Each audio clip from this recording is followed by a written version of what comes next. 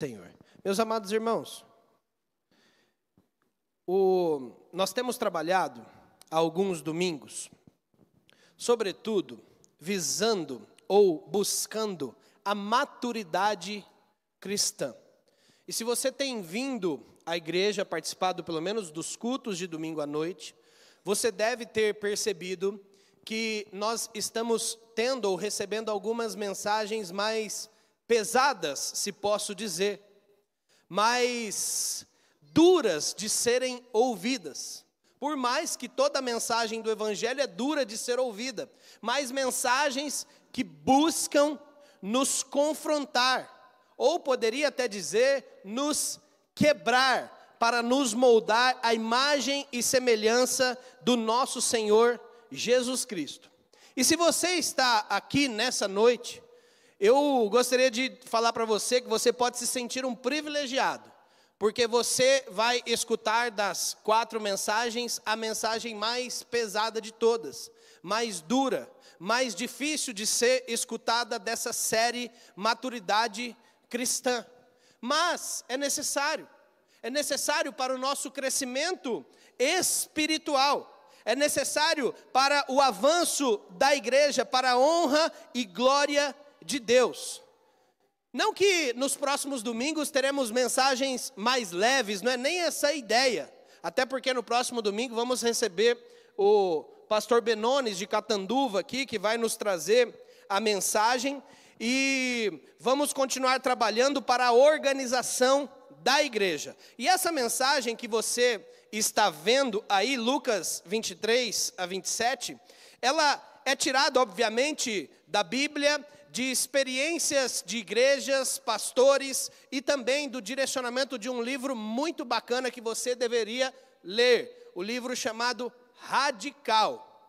É a ideia, o traço, o esqueleto dessa mensagem está nesse livro, a ideia. E você poderia ler, eu só gostaria de comentar isso aqui. E também eu creio que Deus já vem trabalhando na vida dessa igreja há algum tempo, através de mensagens, músicas, através de irmãos, caminhadas, choro, etc. Mas nós temos que continuar pedindo a Deus para que Ele continue nos orientando, para que nós possamos continuar fazendo a sua vontade e que a igreja continue abençoando, e assim a igreja vai crescendo para a honra e glória do Senhor, porque o nosso foco é glorificar somente a Deus.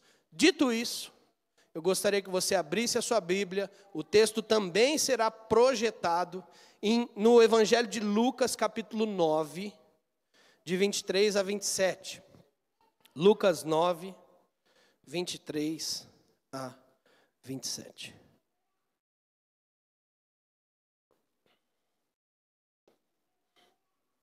Diz assim a palavra do Senhor.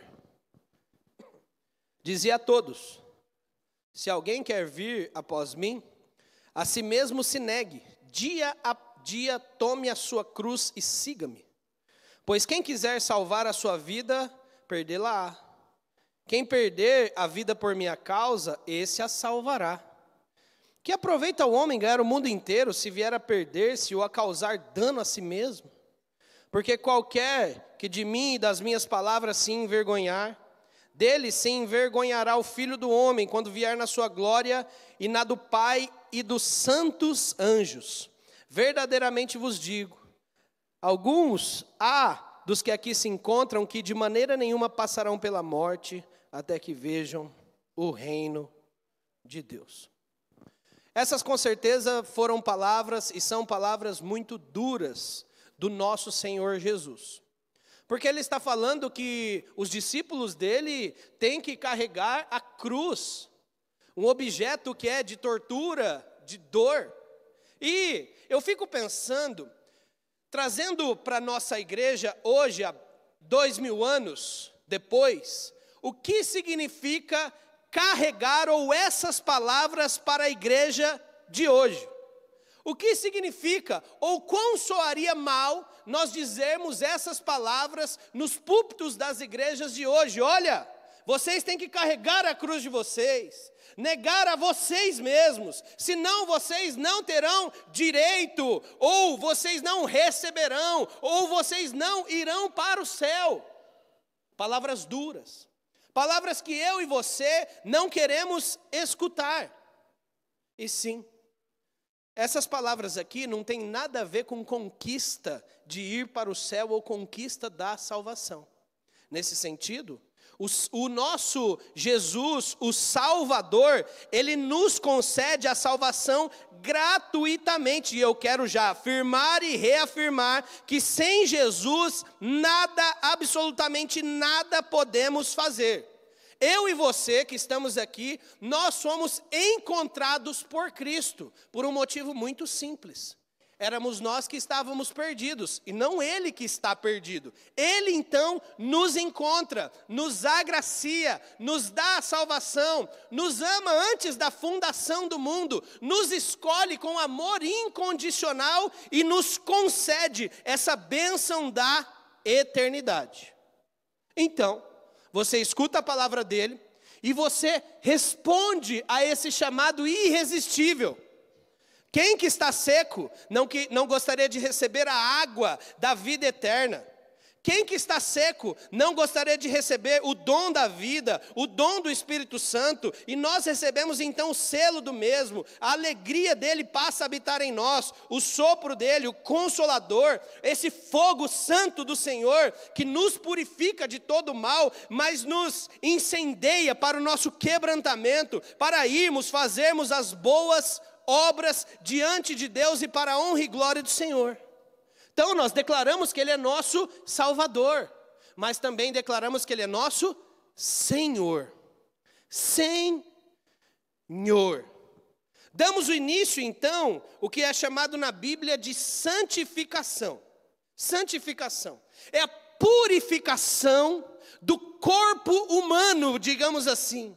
Deus vai nos purificando e nos moldando à imagem e semelhança do nosso Senhor Jesus Cristo, e nós, mesmo com pecados, e esses que vão ser extintos quando o Senhor Jesus Cristo voltar, e nós estaremos na glória, mas nós vamos de glória em glória, sendo santificados à imagem do Senhor Jesus Cristo, a forma ou a medida que vamos obedecendo, respondendo o seu chamado, lendo a sua palavra, orando e fazendo as coisas que Ele mesmo nos chamou para fazer. Agora, além do Salvador, temos um Senhor. E eu quero garantir para você que não tem como ter o Senhor ou Jesus Cristo como Salvador e não tê-lo como Senhor. São duas coisas inseparáveis. É impossível nós dizermos que Jesus é nosso Salvador, mas não o nosso Senhor. Você crê nisso? Amém? Amém. É aí que o problema começa. Louvado seja o Senhor que você falou amém. Porque quando declaramos que Ele é nosso Senhor, aí que o problema começa em nossas vidas. Por quê? Dificilmente eu pego termos originais para falar para vocês o que significam. Mas eu quero ler no dicionário simplesmente o que significa a palavra, dicionário bíblico, obviamente, a palavra Senhor, Kyrios. Senhor, aquele a quem uma pessoa ou coisa pertence, sobre qual ele tem poder de decisão. Mestre, Senhor, o que possui, proprietário, alguém que tem o controle da pessoa, o soberano, príncipe, chefe, título de honra que expressa respeito e reverência. Se Senhor tem esse significado, mesmo, isso vai fazer com que a vontade dele em nossas vidas seja soberana. Ou seja, significa que nós não temos mais vontade própria. A vontade o qual nós fazemos as nossas ações tem que ser a vontade do Senhor a partir de agora, não dos nossos desejos. É por isso que o problema começa. É por isso que a coisa vai ficando feia. E eu sei, meus irmãos, por um lado, o Senhor Jesus Cristo foi um grande líder, o amor encarnado, o bom pastor, a fonte de água viva, a rocha, a pedra angular, o salvador do mundo. Livros e livros históricos de pessoas cristãs ou não apontam como um dos maiores líderes que esse mundo já teve. Mas por outro lado, não como se ele fosse uma pessoa duas caras ou bipolar, não como se ele tivesse um lado obscuro, tipo como a gente fala assim, você não sabe o que essa pessoa é em casa. Não é nada disso. Mas, por outro lado, tem outras características do nosso Senhor Jesus, que eu acho que intencionalmente ou não, pecaminosamente ou não, fomos deixando de lado, como se fossem de propósito. Esse texto, por exemplo, é muito difícil de ser pregado e de ser ouvido. Porque eu quero vir para a igreja escutar sobre a bênção, escutar sobre salvação, escutar sobre cura, escutar sobre prosperidade. Não escutar que a partir de hoje o pastor está falando, que a Bíblia está falando, que eu tenho que negar todas as minhas vontades, absolutamente todas as minhas vontades, se eu quiser seguir a Cristo. Isso é um pouco pesado demais. É um pouco pesado demais. Mas esse é o lado da nossa responsabilidade. O lado que temos e sabemos que temos que pagar o preço. E o preço de seguir a Jesus é muito alto. Não é nem de perto o preço que ele pagou por nós. Nem se compara a isso. E eu já deixei isso muito bem claro. Que ele pagou um preço pela graça, que nos escolheu pela graça, antes mesmo da fundação do mundo, como as Sagradas Escrituras deixam claro em milhares de versículos. Isso é muito tranquilo. Mas o preço de seguir a Cristo continua sendo muito alto. Por que não seria? Ele usou a figura de uma cruz. Você deve carregar a sua cruz. Meus irmãos, quando eu começar a discorrer mais do meu sermão, eu peço hoje que realmente você preste muita atenção. E esse sermão aqui foi feito por alguém que não consegue cumprir isso que eu vou pregar hoje, tá? Foi literalmente feito as lágrimas de alguém que tem dificuldade, isso que eu vou expor nessa noite, porque isso incomoda o meu ser, que muitas vezes é egoísta. Mas também lágrimas de quem quer que você conheça o nosso Senhor Jesus, no mais profundo de sua essência, do seu ser. Não um Jesus criado por mentes imaturas. Não um Jesus que faz tudo segundo a vontade humana. Não um Jesus criado e caricaturado por pessoas egocêntricas que usam a religião para seu prazer e enriquecimento. Eu não quero apresentar simplesmente o Jesus bonzinho que vai te curar, que vai abrir portas. Eu quero apresentar o Jesus que é muito, muito, muito difícil de seguir. Muito difícil. É isso que ele mesmo diz. Eu tenho a impressão que de repente eu e você, também nós gostamos disso, para falar a verdade. Nós somos inundados com coisa do tipo, olha só isso. Venha para Jesus e sua vida vai mudar. Ele vai cuidar de você. Ele é soberano. Ele pode abrir portas que você nunca pensou. Eu falei 4 coisas aqui, se você prestou bem atenção, a pulga deve ter ficado atrás da sua orelha e falou, mas isso é verdade. Ou não é verdade? Eu não estou falando nem aqui de pessoas, talvez, que passaram ou escutaram pregações desses pastores que vendem o evangelho da cruz de Cristo por dinheiro. Eu estou falando que nós somos inundados com, venha para Jesus, sua vida vai mudar. Ele vai cuidar de você, Ele é soberano, Ele vai abrir portas que você nunca pensou. Uai, mas isso é verdade. Isso é o que a Bíblia fala, não é verdade? É exatamente isso que a Bíblia fala, pastor. Por que o senhor está falando isso? É exatamente isso que a Bíblia fala, mas o que a gente entende que a Bíblia fala? É aí que está o grande problema. O problema está em como nós recebemos essa mensagem. Quando eu digo, venha para Jesus e sua vida vai mudar, o que vem na nossa mente? Vai mudar para melhor, eu vou ter carro, meu emprego vai dar certo, meus filhos não vão ficar mais doentes. Se eu andar de carro, Jesus vai abrir uma estrada celestial para eu passar e não ficar no trânsito. Nunca passa pela nossa cabeça que a nossa vida vai mudar no sentido, Deus vai me permitir que meu filho morra, Deus vai me permitir que eu passe por uma catástrofe, Deus vai me permitir que eu tenha câncer, Deus vai me permitir que eu tenha doenças terminais, e é verdade, tudo isso Ele permite e continua permitindo e continua sendo Deus. Mas nós não aceitamos isso. Nós não queremos aceitar que a nossa vida vai mudar para pior, segundo os nossos padrões de vida boa ou vida ruim. Nós só queremos o Jesus que vai curar. Ele vai cuidar de você, verdade. Pergunta, quem precisa de cuidado? Quem está arrebentado. Quem está arrebentado, quem tem saúde, dinheiro, portas, contatos, não precisa de cuidado, irmãos. Não precisa. Quem está tudo bem, os filhos estão bem, nota boa na escola, não precisa de cuidados.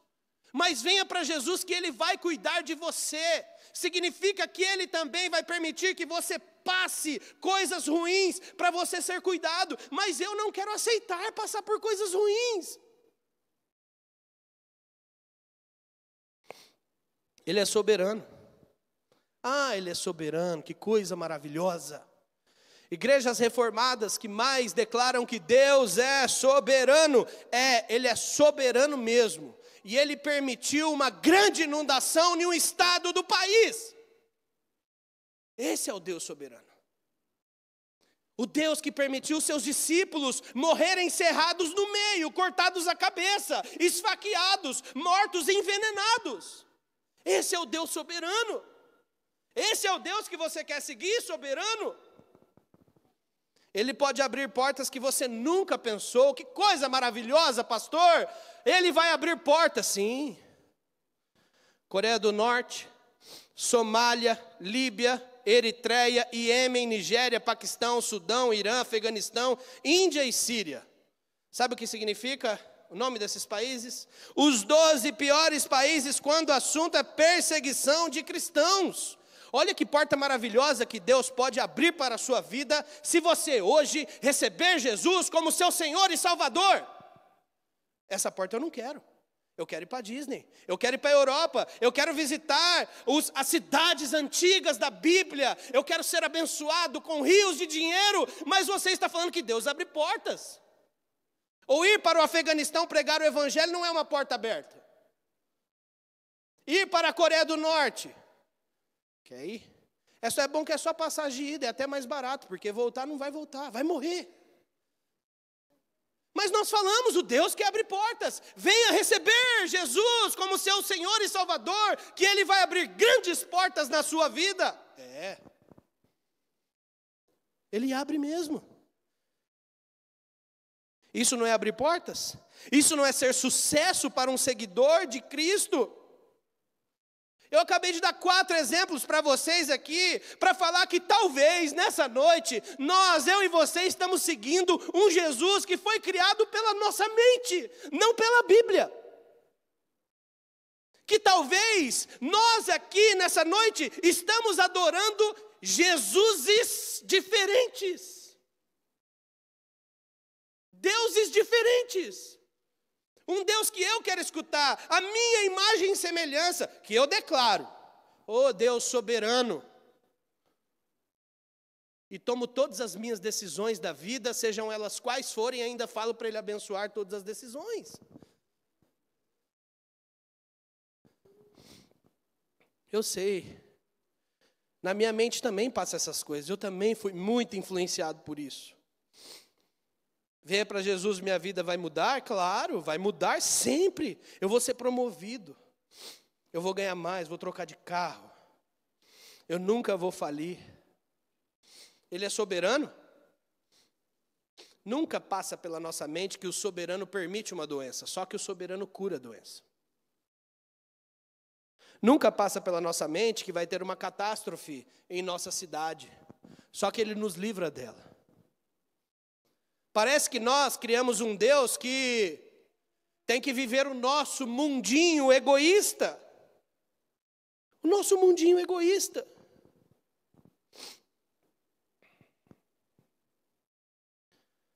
E nós? E a igreja? Quando nós trazemos essas verdades de Deus, e nós falamos de igreja, nós falamos que nós temos uma igreja abençoada, nós falamos que nós temos uma igreja que está crescendo, ou diria até, nós temos uma igreja de sucesso. O que significa isso? A partir dessas palavras de Jesus. O que significa ser uma igreja de sucesso a partir das palavras de Jesus? Perceba que geralmente o que vem em nossa mente são programações, métodos, construção. A igreja é muito ativa. Igreja, pastor Mateus, que bênção. A igreja é bem ativa, tem culto todos os dias, tem irmãos lá agarrados. Essas coisas são importantes, irmãos. Métodos são excelentes. Construção é coisa de Deus. Quem acompanhou sabe quantos milagres aconteceram e tem acontecido para nós termos construído isso aqui. E sim, meus irmãos, não creio que nós estamos tão ruins assim, nossa, não que não possa melhorar, mas nós estamos tentando trilhar um caminho equilibrado. Só que esses dias, eu encontrei uma pessoa, e ele perguntou: Mateus, como é que está a igreja? E eu estava já com esse texto em mente, e eu fui fazer um teste, não um teste intencional, não é nem isso. E eu falei: cara, Deus tem muito abençoado nossa igreja. Desde o primeiro ano nós investimos em missões. Deus tem abençoado, fizemos isso, muitos trabalhos, outros não continuaram, muitos continuaram. As missões, 15 frentes missionárias, o trabalho com as crianças tem abençoado crianças, tem dado frutos. Trabalho com as mulheres, homens, estamos orando para que Deus abençoe e talvez comece um trabalho com idosos também. Deus tem enviado famílias, pessoas batizadas, pessoas têm sido confrontadas e transformadas pelo poder do Evangelho, e a conversa continuou. Bacana, bastante tempo conversando. E aí eu vi que vocês construíram, cara, como é que foi? E eu contando, rapaz, foi milagre mesmo, atrás de milagre. E a história continuando, milagre atrás de milagre, doações para todo tempo, e ainda continuam. Mas pastor,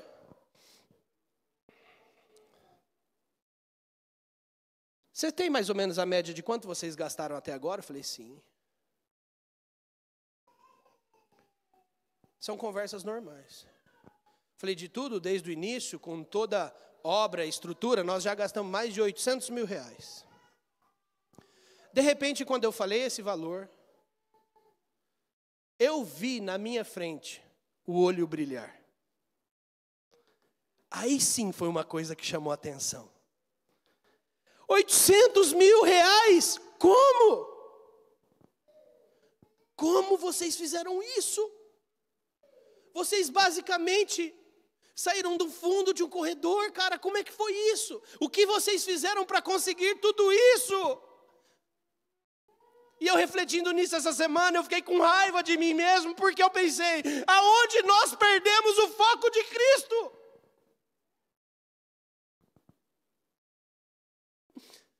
Porque muitas vezes eu mesmo falo mais da placa do que de Cristo.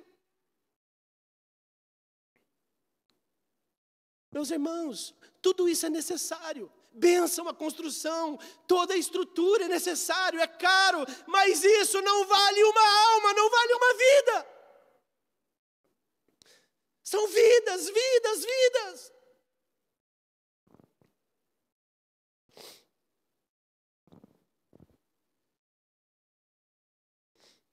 Mas Jesus, Em vez dele melhorar o negócio, ele piora mais. Às vezes eu fico pensando, lendo capas de livros, Jesus, o grande não sei o quê, o maior psicólogo que já existiu, lá. Falei, esse Jesus aí não fez curso de oratória. Jesus não fez curso de manipulação de massa, não fez, impossível. Porque os métodos deles eram super esquisitos. De repente, quando começava a juntar uma multidão, o que ele falava? Tem que carregar a cruz. A multidão, Mais para frente, você vai ver no capítulo 9 aqui. Ele falando, mostrando na última parte do capítulo 9, 3 pessoas chegando a Jesus. Um falou assim para ele, eu vou te seguir para onde for. E Jesus falou assim para ele, as raposas têm seus covis e as aves do céu os ninhos, mas o Filho do Homem não tem onde reclinar a cabeça. O segundo, Jesus chamou, e ele falou, permite-me ir primeiro sepultar o meu pai. Mas Jesus insistiu, deixa aos mortos sepultar os seus próprios mortos, tu porém vai e prega o reino de Deus. O terceiro disse para Jesus, eu vou te seguir, mas deixa-me despedir das pessoas de casa. Jesus respondeu, ninguém que tendo posto a mão no arado olha para trás é apto para o reino de Deus. E presta atenção nisso aqui. Se Jesus quis dizer o que ele disse mesmo, e ele quis, ele requer dos seus seguidores devoção total e exclusiva.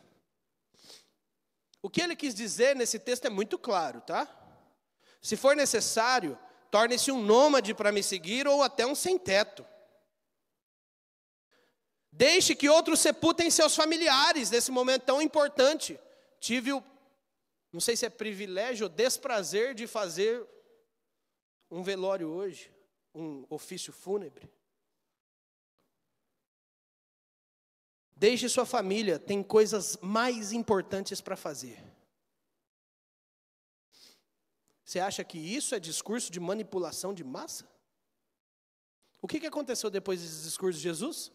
Olha o povo,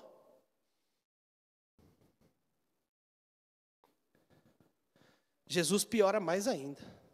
Lucas 14, 33.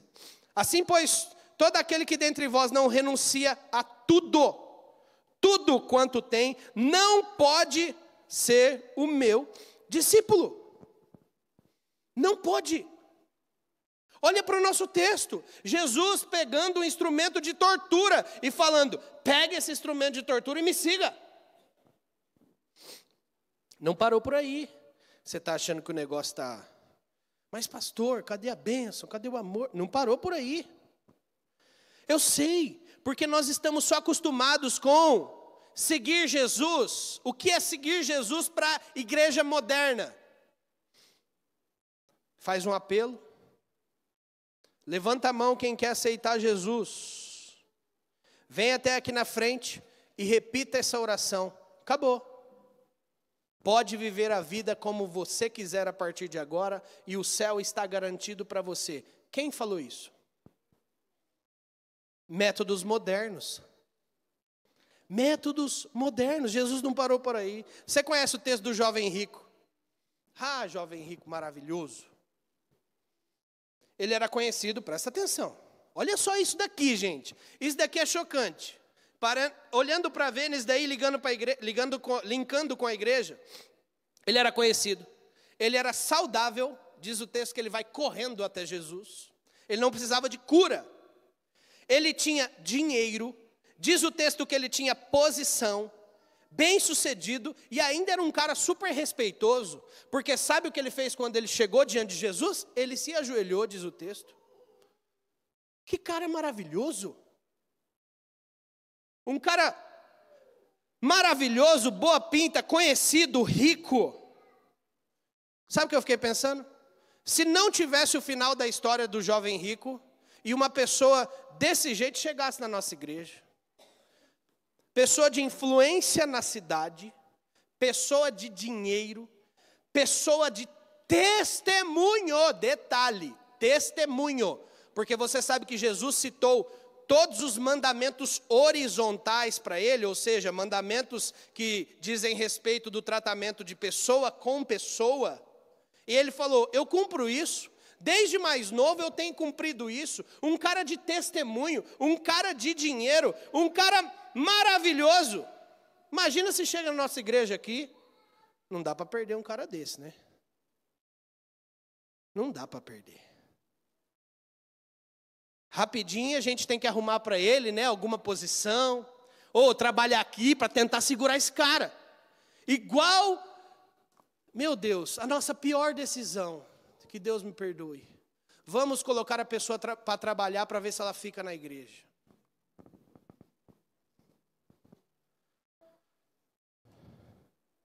Esse cara a gente não ia perder. Mas Jesus, ele não fez curso que a gente faz hoje. Ele não fez curso politicamente correto, né? Jesus arrebentou com o cara e falou: vai, vende tudo, filhão, dá para os pobres, e aí você pode me seguir. Vai, vende tudo que você tem. E eu pensando aqui, se chega um cara desse, eu peço ainda uma oferta para a gente construir a igreja. Falou: então, nós estamos com um desafio aqui, então, dá para ajudar aí? O cara ia ajudar, lógico. Um cara bom desse. Mas Jesus falou: não quero nada disso não. Por quê? Porque Jesus não precisa de nada disso. Vai, vende tudo e dá para os pobres. Você é doido? Jesus poderia ser apedrejado ali. Jesus, você está deixando escapar um grande líder, Jesus. O cara é influente na cidade, bonitão, forte, corre, tem dinheiro. Bom testemunho. Tem muitos que dão mau testemunho, esse daí nem isso vai dar problema, pastor do céu, a gente não pode perder esse cara. Vamos mandar mensagem para ele, combina com um grupinho escondido, vai mandando mensagem para ver se ele fica aqui na igreja.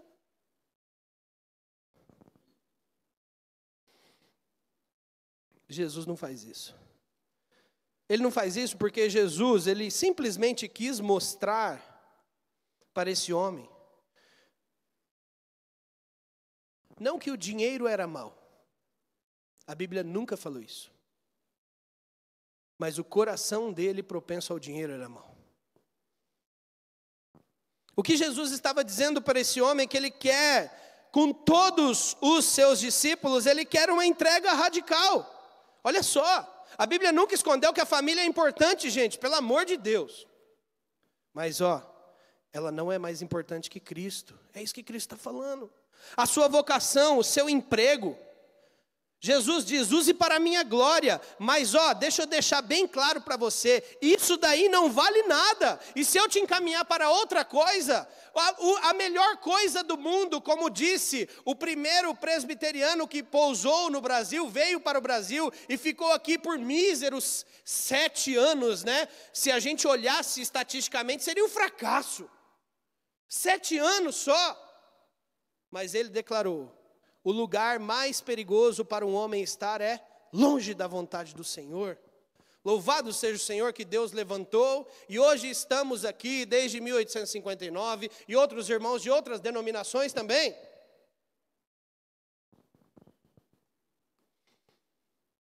Jesus estava chamando os seus discípulos para abandonar negócios, abandonar amores, abandonar tudo. E pior, no texto que nós lemos, Jesus está chamando seus discípulos para abandonar a si mesmos.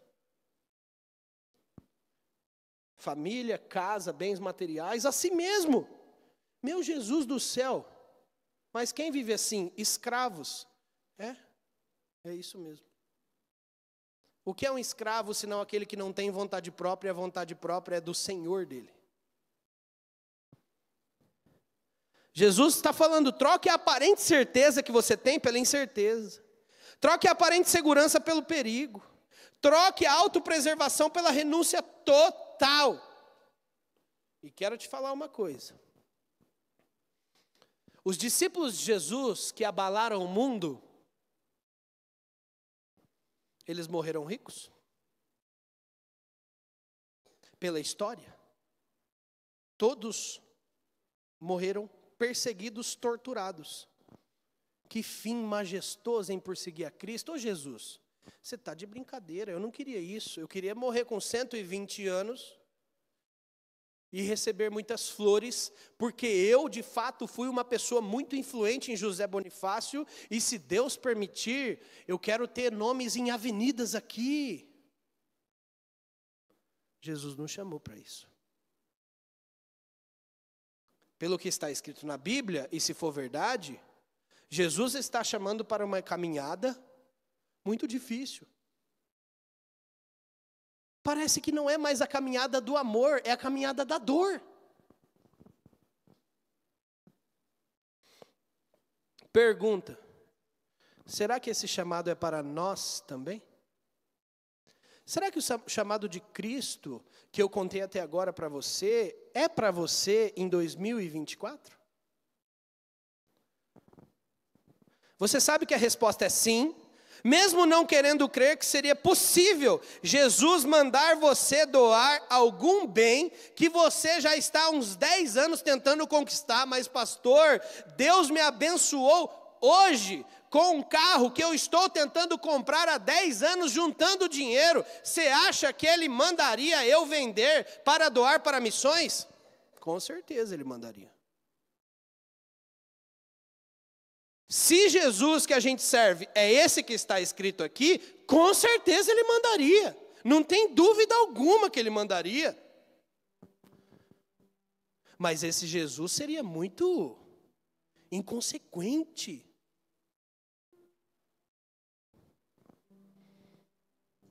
Esse é o problema. É provável que transformamos o Jesus criador para um Jesus criado por nós, criado pela igreja.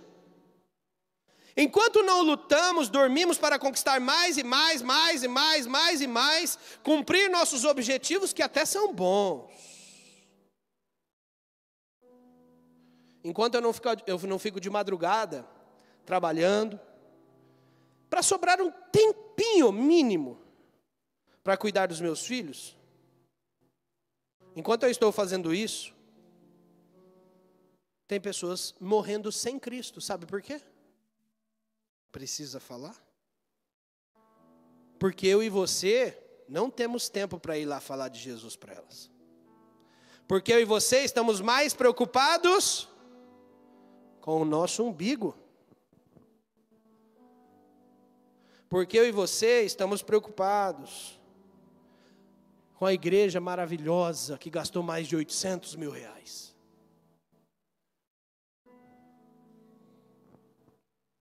Talvez hoje Jesus está falando para você, lute, sim, mas lute por aquilo que realmente importa.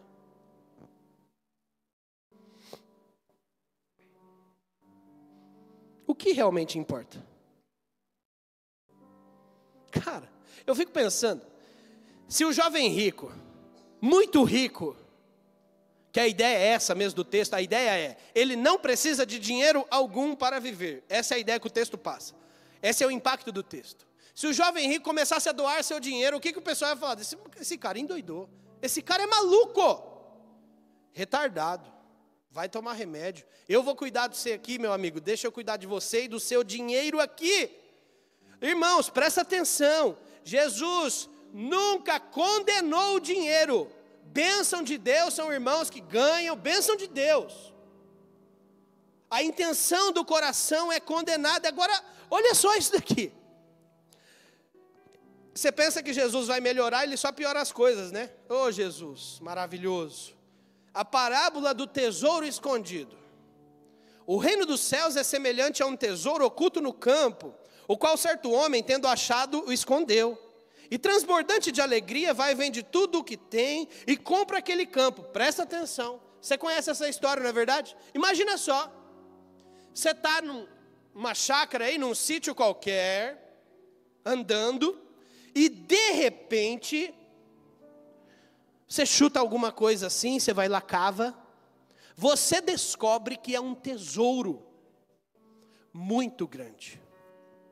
Um tesouro que nem se você trabalhasse a sua vida toda, por 15 vidas você iria conquistar. Ele está dentro de uma terra. Aí você pega e fala assim, cara, quer saber? Eu vou aqui esconder esse negócio aqui. eu vou procurar um corretor para ver se eu compro essa terra aqui. Aí você vai atrás de um corretor, ele dá o preço da terra. O que você faz na hora? Você vai para a tua casa. Você vai ver o banco, você vai ver alguma coisa, quanto eu tenho, já sai ligando para ver se pode pegar empréstimo, não pode pegar, você sai vendendo as coisas. Anuncia lá o LX, Google, Facebook, não sei do que, sai vendendo tudo da sua casa. Vende ou não vende? Vende. Por quê? Você quer comprar aquela terra.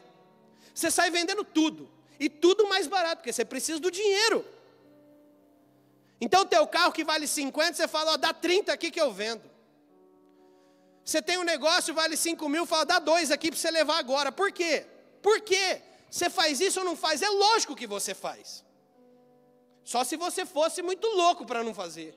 Você sai vendendo tudo. Mas agora imagina seus amigos olhando você vender tudo a preço de banana pela internet. O que eles falaram de você? Ah, você é retardado. Não, não tem cabimento um negócio desse. O que você está fazendo com a sua vida? Você vai arrebentar com a sua vida. Você vai arrebentar com a sua vida. O que você faz quando seus amigos falam isso para você? Você sorri. Sabe por quê? Porque você está vendendo tudo.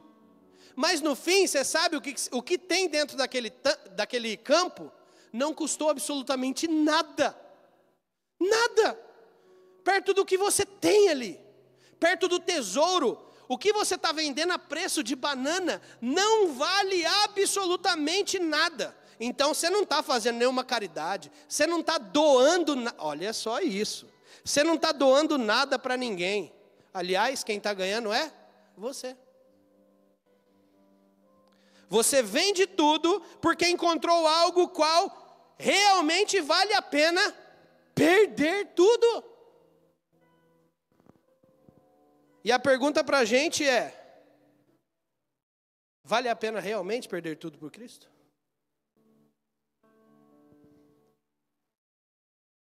Será mesmo que vale a pena realmente perder tudo por Cristo? Será que você realmente crê que Jesus é tão magnífico, tão bom, tão soberano, tão amoroso, que você pode deixar tudo nessa vida a fim de encontrar plenitude somente nele? Será que realmente você crê nesse Jesus que você cantou aqui? Para obedecer, seguir e pagar um alto preço? Será que você crê ao ponto de não ligar mais se as pessoas vão te chamar de louco, extremo? Não, muito extremo, radical. Ou até vai perder algumas amizades? Será que você ama e crê nesse Jesus a esse ponto?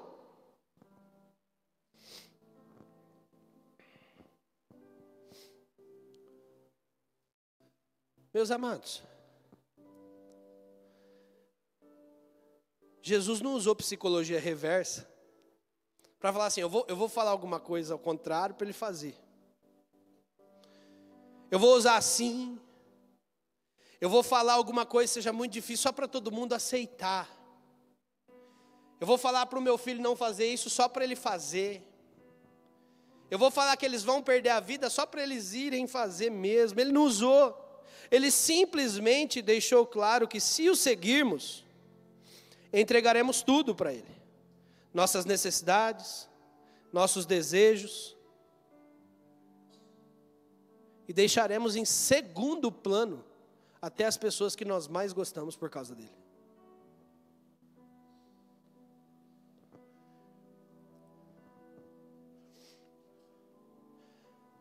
Sinceramente, a primeira coisa que eu fiquei pensando foi sobre a minha vida mesmo.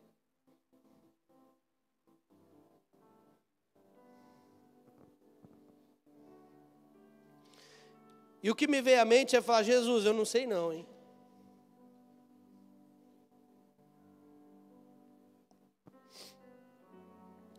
Mas eu gostaria de falar para você nessa noite que como aquele tesouro no campo escondido,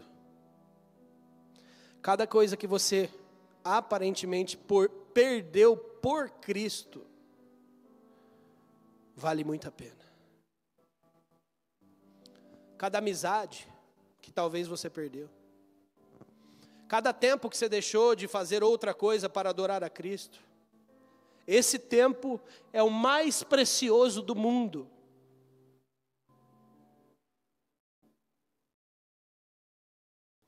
E hoje eu gostaria de fazer um compromisso com vocês.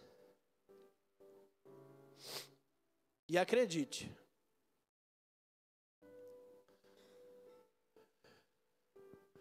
eu tenho altas críticas sobre esse tipo de coisa.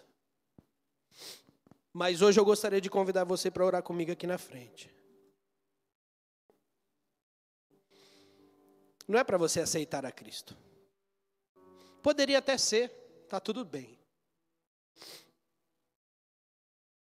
Mas se você quer fazer um compromisso realmente com Cristo, você se ajoelhar aqui comigo, o grupo vai tocar.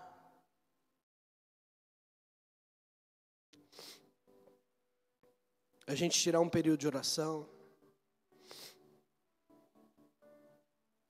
E nós entregarmos a nossa vida totalmente a esse Cristo. Esse Cristo que nós vamos conhecendo cada vez mais. E conhecendo também esse lado duro dele. Duro é seguir o nosso Senhor Jesus Cristo, meus irmãos. Não se constranja se você não quiser vir aqui. Ninguém vai falar, essa pessoa A, essa pessoa B. Mas se você tiver liberdade, eu quero chamar para você para ajoelhar comigo aqui na frente. E nós termos um momento de oração. Pedindo para que Deus se revele cada vez mais a nós. Esse Deus difícil de ser seguido. Esse Deus amoroso, que é um Deus duro também. Esse Deus que muitas vezes nos leva para a morte, mas já nos garantiu a vida que é eterna. Se você tiver liberdade, levante-se e venha orar aqui comigo. Nós vamos entregar as nossas vidas ao Senhor, pedindo para que Ele cuide de nós.